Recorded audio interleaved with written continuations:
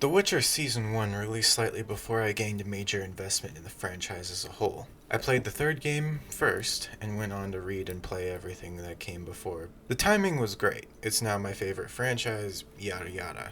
The point is, I made the ultimately good decision to read the books before watching the show, even though the first season was the only one out for Netflix at the time. Nobody should expect an adaptation to be exactly like the source material. Take the Lord of the Rings trilogy, for example. Multiple things from the source were cut, but the soul of the original story was intact. What I mean is, the plot hit the same beats, the characters could be recognized, the world and settings were built, while very much considering the descriptions in the books. These are all traits that The Witcher show lacks, especially in Season 2, but I'll get to that later.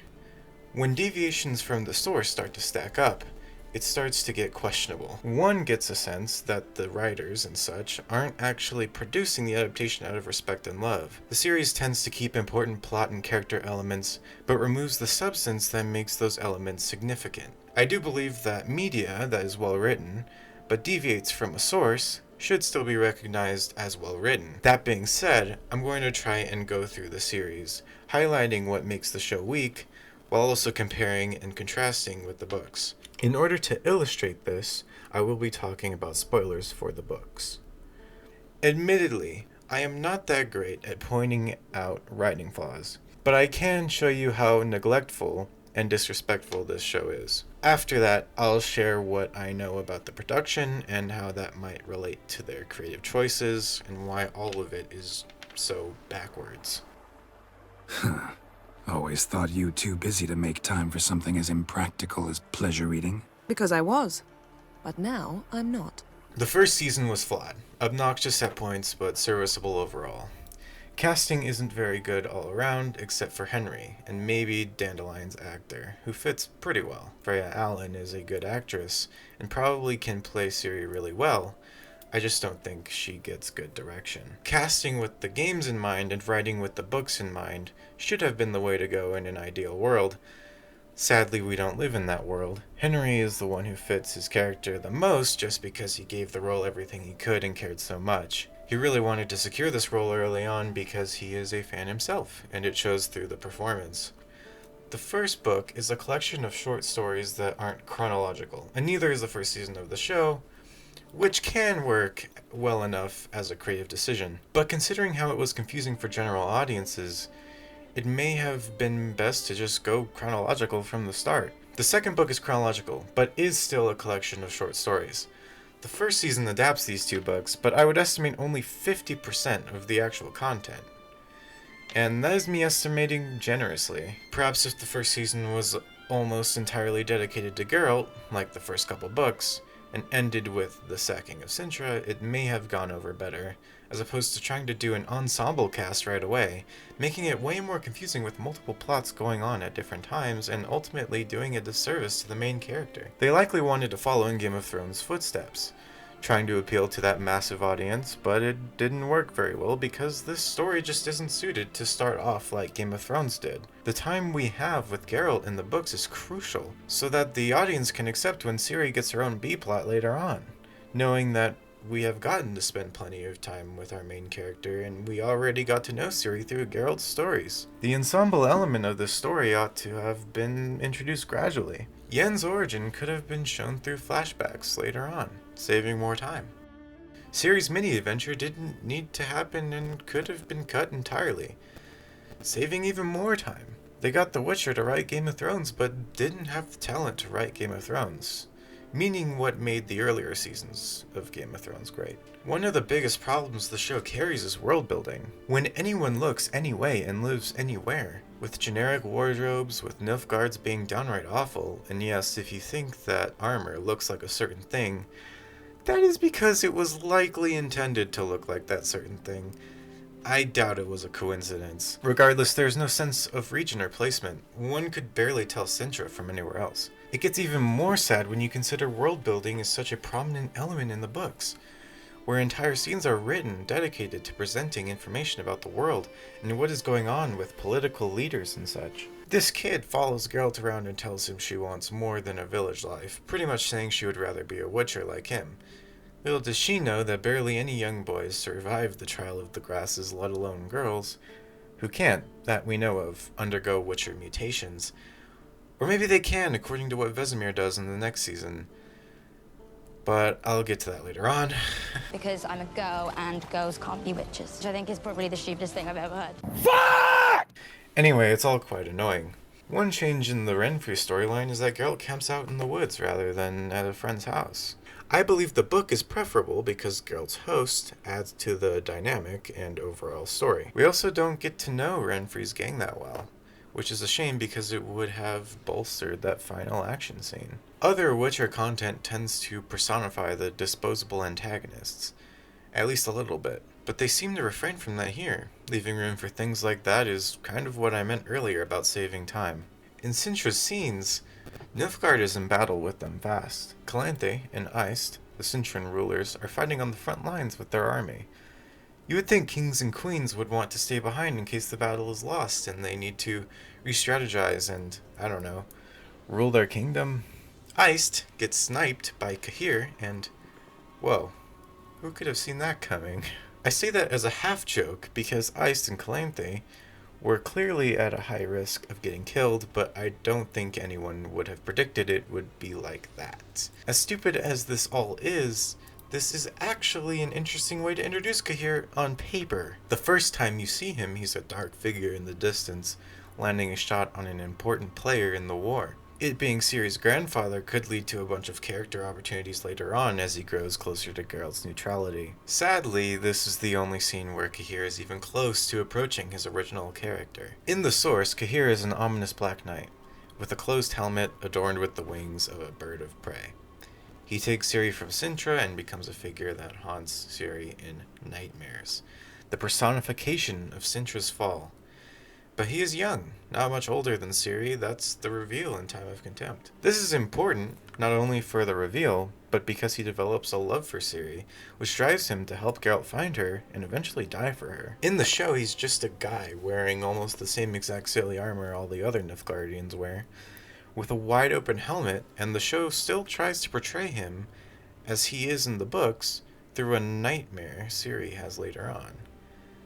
But all of the substance that made that work before has been taken away. Cahir's initial ominousity is what makes him nightmarish. This is one example of what I alluded to earlier about the show misunderstanding elements of the source, deleting the substance and development from them, but keeping the results anyway. Ciri screams to collapse a monolith, creating a gap in the ground to separate her from Cahir, reminding me of another scene from Star Wars. When Ciri is out in the woods, we're introduced to Dara, who's referred to as Rat Boy, perhaps referencing the rats in the books, a gang that shows up later on. Dara is not in the books at all. He's not even part of the rats, but might be a part of them in the future. Furthermore, a rat spin-off series was announced, and I cannot believe this was even considered. The rats are primarily a lesson in overconfidence for Ciri's character arc, one of multiple other lessons and conflicts she overcomes. The rats aren't good people, certainly not good or long-lasting enough to warrant a series without major changes. They steal, kill, and terrorize, mostly just because it's fun for them. They are edgy and overconfident, and it comes back around to get them relatively quickly. Ciri is sad when they are gone and she gets her revenge, but although she carries their memory, it slowly fades and becomes just one of the many things she suffers through. The story that episode 2 adapts is called To the Edge of the World, in which there is a forest goddess that takes the form of a normal girl, but shows up at the end to dissolve the conflict. She's someone whom the elves and creatures respect, hence doing a bit of world building and humanizing the elves in a way. She was cut out for reasons I'm not sure of. If I had to guess, maybe she's too fantastical for the writers, and they didn't think the audience would take it seriously. If that's the case, I disagree, and it depends on how you do it, but again, just me guessing. This episode was the first time I really noticed one of this show's most consistent problems, the elves. Strife between the races is a major through line in the books. The first book in the saga is literally called Blood of Elves. The show tries to portray that strife, but I can't believe it because all the elves just look and act like humans with pointy ears. I don't believe that elves and men generally hate each other when they are so similar. Maybe just the dwarves. I like the song a lot, the song being Toss a Coin to Your Witcher.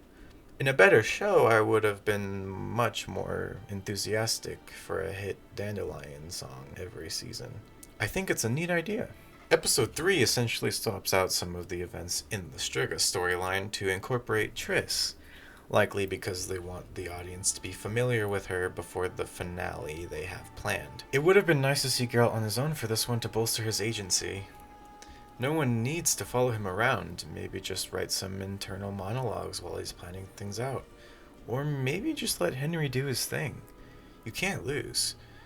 But I guess the showrunner had a different plan in mind, to end the show with the Battle of Sodden Hill, with all the sorceresses. So they gotta work them into every episode as often as possible. Other than that, the Striga fight is pretty good and Foltest's actor gives a fantastic performance. Gotta say though, The Witcher 1 cinematic did it better. The story episode 4 adapts is called A Question of Price, and it is actually done pretty well. I don't have many major complaints on Geralt's side. Yennefer has a really neat escape sequence with a mage. There's even a little frightener. At this point, Yen's actress is kinda growing on me, but right at the end they messed it up. The mother that Yennefer is helping escape calls Yennefer a name, so Yennefer takes her baby and leaves her. The child doesn't make it, but Yennefer goes on to have this speech about how she's better off dead because she's a girl. This is where I checked out of investment in Yennefer as a character in the show. And let's face it, you're a girl, so count yourself lucky. Women have incredible power in this world. The most important person in the world is Ciri. Outside of the show, in the books, there's a point where a group of women is organized to secretly rule the world. There's the Dryads, who have scared all the men to the point where they dread at the thought of entering their forest. Not to mention characters like Milva and Rayla. You got the wrong franchise for this. You have the opportunity to portray multiple legendary female characters in the show, but you won't do them justice. I know you won't. Not after what we've already seen. Not to mention Yennefer being unsympathetic to a mother, leaving her to die, while saying that her child wasn't even that big of a deal anyway. Kinda doesn't help Yennefer's main motivation, which is to be a mother. When Dryads are introduced in the show, it's kinda embarrassing. It's clear they weren't ready to accurately portray Dryads, and I just wish they waited until they were. Brocklin just looks like a combination of Wakanda and Themyscira. They mostly use spears instead of bows.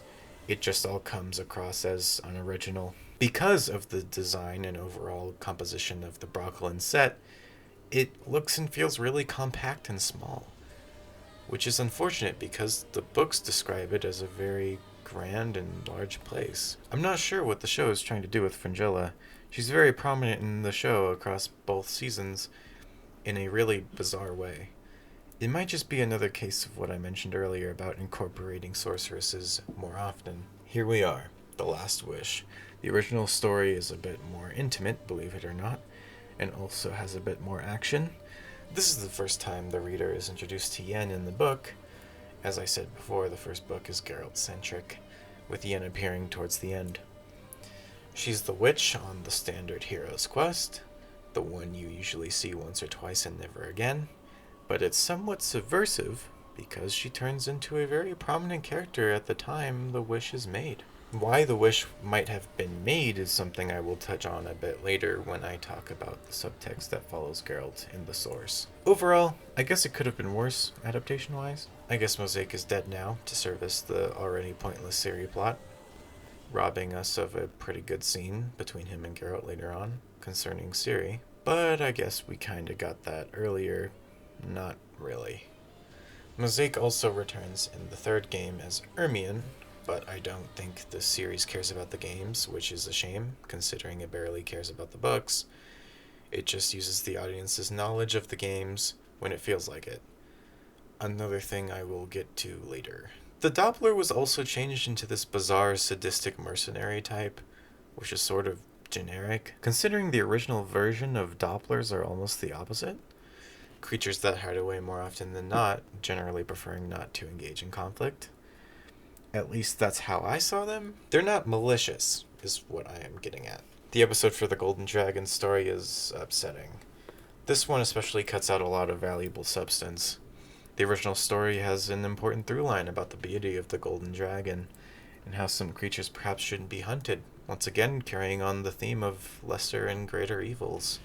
Incidentally, a company is formed to find the Golden Dragon, consisting of a disciplined knight, a sorcerer, band of dwarves, the Golden Dragon himself, and of course Geralt and Yen, among others. The dynamic this creates is really interesting, considering each individual has varying different reasons to seek out the dragon. This is an important story for Yen. It's where we find out her motivations, what she wants most, to be a mother. But she can't, and the materials the Golden Dragon has might help her with that. I think that's underplayed in the context of the show. The awkward love triangle throws it off, and when that ends, the relationship between her and Geralt doesn't get to breathe. It just ends by the end of the episode on a disagreement. Because the story in the books ends with them together, the following chapter has them experience living together, having conversations, establishing a grounds for what they are like together. The book portrays the knight, Ike, as a very honorable knight. Him and Geralt aren't particularly fond of each other, to say the least, but eventually leads to a payoff of sorts where Geralt, with Yen on his back, struggling to hold on to the side of a cliff, receives help thanks to Dandelion and Ike's initiative. Here, he dies as an inappropriate joke. Other members of the company are cut or underdeveloped. The story in the book ends with the Zerrikanians saying that they follow Borch because he is beautiful, and Geralt recognizes that. But even that is absent. I'm going to skip talking about episode 7 and just move to the finale because it's just kind of there, and I don't feel that there is anything important to highlight without reiterating things I've already said. Needless to say, it's still keeping with major deviations. It's sort of a shame how the season 1 finale turns out. The episode is mostly spent on the Battle of Sodden Hill, something that's only mentioned in the books. It's odd how Yennefer-centric the show is in retrospect. Keeping this finale in mind, she gets the big moment, the finale, while Geralt is dreaming in a cart for most of it. To be fair, the cart sequence, with some changes, is in the books, but within the context of the show, being the finale, it's a bizarre choice. The Sword of Destiny ends with Geralt reuniting with Ciri after they had met before. After Geralt tries to leave her. Leave Destiny. That's the whole arc. But that's all gone here. When Geralt meets Ciri for the first time in the show, she asks, Who is Yennefer? further undermining what should be a crucial moment in the story. The battle has its moments, but I can't help but feel it should have been included in a penultimate episode. There's not much else to say, really. It's just a shame. For Season 2, rather than going as in-depth as before, although before wasn't that in-depth, I'll just cover the big points because this season utterly gave up on remotely following the books after Episode 1, and highlighting everything would take a very long time. Season 2 mostly speaks for itself in terms of not caring, not just for the source material, but also the writing. The first episode of Season 2 is actually pretty well done, considering how faithful it managed to be while integrating it into the context of the show at that point, and the major deviations already previously made. However, the end sours the episode. I'll refrain from using specific language. Nivellen does a really bad thing, and Geralt basically tells him he ought to Minecraft himself by the end of the episode. Whereas in the book, Nivellen does that same bad thing and openly admits what he did and how the curse was casted for him to pay the price. Geralt helps him despite this, and it's a little important for his characterization. He mostly helps him because he recognizes the monster threat, and it's his duty as a monster hunter to see it through. But maybe, just maybe, out of a little bit of sympathy. Again, mostly out of obligation as a monster hunter, but maybe not exclusively as such. Nivellen has been cursed for around 12 years, and soon enough may completely turn into the beast he appears as, effectively dying. Yet again, the theme of lesser evils is somewhat present in the story. There's prominent subtext throughout the books, which at a point just becomes plain text that the rumor that Witchers are emotionless is false, or only slightly true. Geralt feels things deep down. The human in him still exists. He certainly feels loneliness, which is the reason why he binds Yennefer to him through the wish, while also subverting the classic rule of genies being unable to grant wishes related to love. The sequence in the books goes as thus. Geralt meets Yen, then leaves her. Geralt empathizes in the Golden Dragon story and asks her for forgiveness, and they're back by the end. By the end of the next chapter, she leaves him, evening it out, in a sense.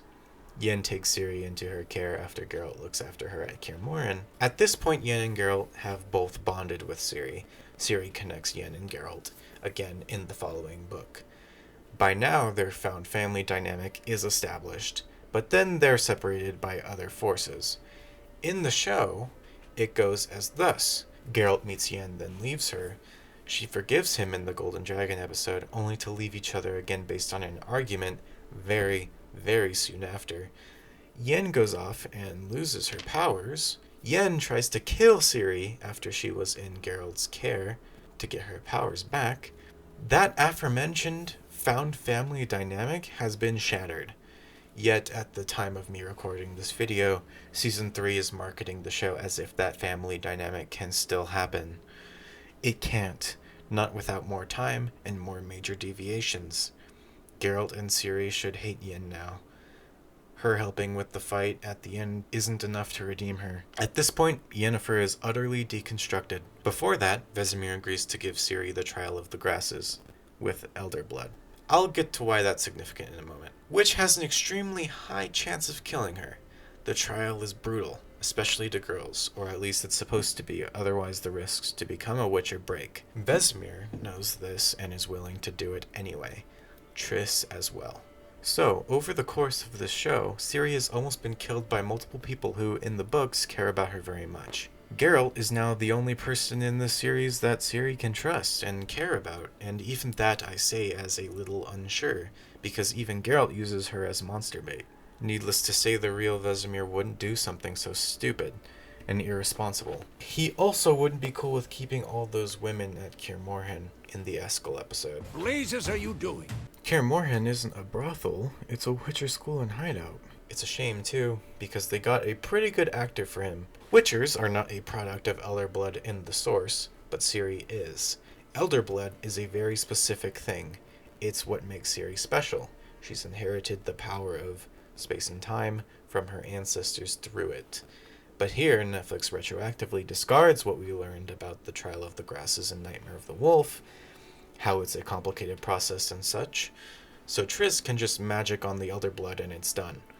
And also, the idea of connecting Witchers with Elder Blood is doubled down on in Blood Origin. So Blood Origin, the really bad prequel show, is now more canon than Nightmare of the Wolf, the pretty good prequel anime. I guess some of the writers thought it would be clever if Geralt and Ciri were actually connected by blood this way, which also undermines the found family dynamic that I have already mentioned a few times in the writing of this video. But you have to understand that I bring it up often because it's supposed to be the whole point of the main characters of the franchise. Speaking of actors and potential wasted, Eskel is killed, despite there being added multiple nameless Witchers into the show. Witchers, who are supposed to be few and far between, not just according to the books but Nightmare of the Wolf, which I thought was canon. Instead of using one of those for the Leshen story, they use Eskel, and according to Lauren Hisrich herself, she did it because she wanted the people who are familiar with the character to feel sad. Paraphrasing. But they actually appealed to the meta, rather than the show itself, in order to get cheap emotion points from the audience. Good thing it didn't work. What's more, we barely even get to see what Eskel is like in the show outside of being corrupted. Once again, shame, because the actor they got for him might have really worked if they cared to represent him as he actually is supposed to be. I'll leave my most notable issues with Season 2 with this. Sometimes, side and or peripheral characters should stay that way. Sometimes it's the fact that they are used so sparingly that makes them interesting.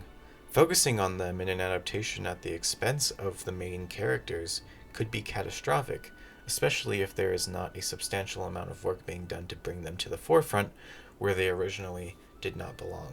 I'll briefly touch on the other pieces of Netflix Witcher media. Nightmare of the Wolf is the best thing Netflix has done with the franchise. The characters it adds aren't particularly intrusive, and the characters it expanded on aren't ruined for the most part. The biggest problem it has is it's over-stylized, being an anime, which kinda presents Witchers and their signs, specifically, as way more powerful than they actually are, even in Netflix canon. Blood Origin is not just a really bad adaptation, it is also a really bad show. The characters are awful and underdeveloped, there are many holes, and it does not adhere to the lore of the franchise, but instead completely changes it. Arid and Avlac are especially ruined. Now I'll attempt to round out the entire crux of the video, the entire point, the reason you're here. By the way, thanks for still being here. But now I would like to highlight some things that we know, and perhaps speculate a little about the production of the show. Something never felt right about the intentions of the production, through how greatly the show deviated from the source, which I have already, hopefully, illustrated to you. And later finding out that one writer had experiences listening to other writers of the show mocking the source material wasn't a good sign. But something big happened that caused many questions to rise up all at once. Henry Cavill, the lead actor, Geralt himself, who loves The Witcher, who made an effort to be in this show because of his love for the franchise, who acted the part based off how Geralt would act, the one thing many people still show up to watch for, left the show. Within the span of around a month, he announced he would reprise his role as Superman, announced he would leave The Witcher, the deal for Superman didn't come through, but then announced that the rights were secured for his own Warhammer show. Many thought at the time he left The Witcher for Superman, but even from the day it was announced, I doubted that. He probably opted out of extending his contract as opposed to being fired.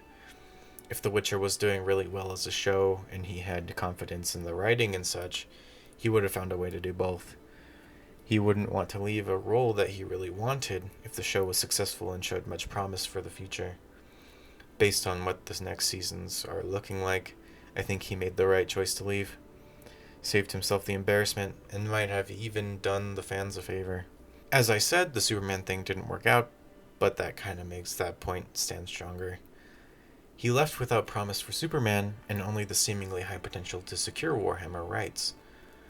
Finding an actor who cares about the role and story is like striking gold, and thinking that he was, quote-unquote, really annoying because he cared too much during auditions, and eventually letting him walk, is really backwards thinking.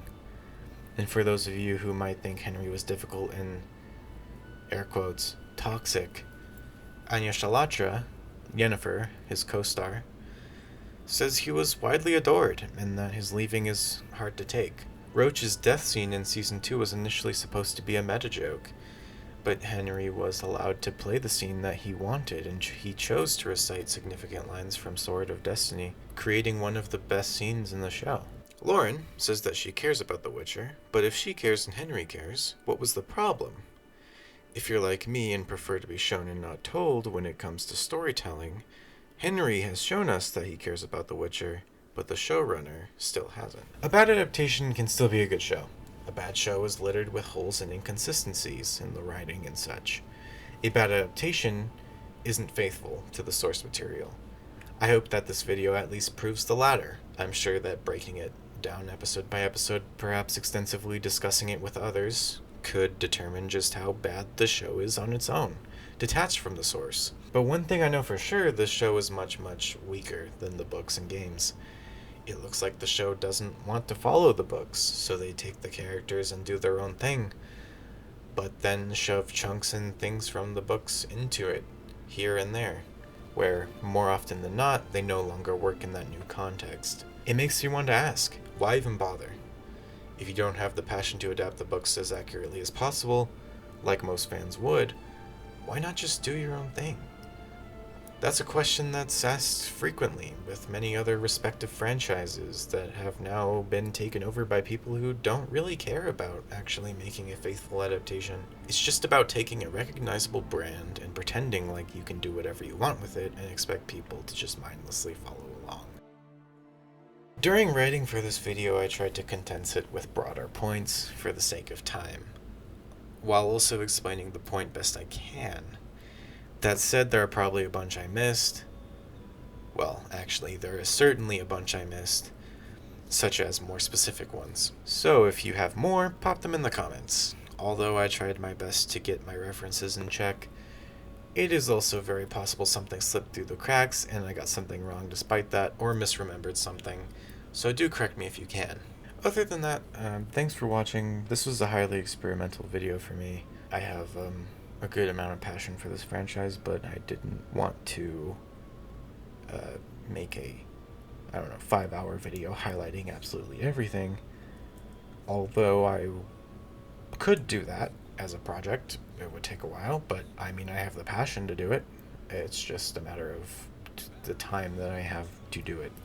Spare time, that is. If you want to know if I might do more on this channel, maybe. It depends. I think I might continue based on the reception of this video.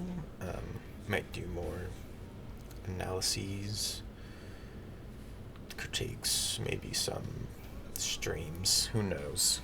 Probably not, but we'll see. Once again, like I said, it all just depends. If you want to know what I've been doing recently, I've been clipping and editing moments and highlights on streams for a channel called Mark the Cyborg. It's crazy to think that I was just a big fan of him a year ago, and now I'm helping him with his channel. I am often hanging out in his live streams in the chat, so do come over and hang out. He posts the clips I edit from his stream on his channel, so if you want to go check those out, that'd be greatly appreciated. He's a gaming YouTuber, so you know, it's kind of on topic with this video being The Witcher and all, a very popular game franchise. And yeah, he's my favorite gaming YouTuber. It has been for quite a bit now. He has a great video on Metroid as well, so yeah, that's where I am. And I edit those clips, so you can leave a comment and check him out on his channel. It's mostly what I do nowadays that's worth noting, at least. So yeah, one more time, thanks for watching. Again, highly experimental video for me. This last bit has been kind of off the cuff. I didn't write this, you can probably tell. But yeah, I guess that's it. That's it for me. See you guys later.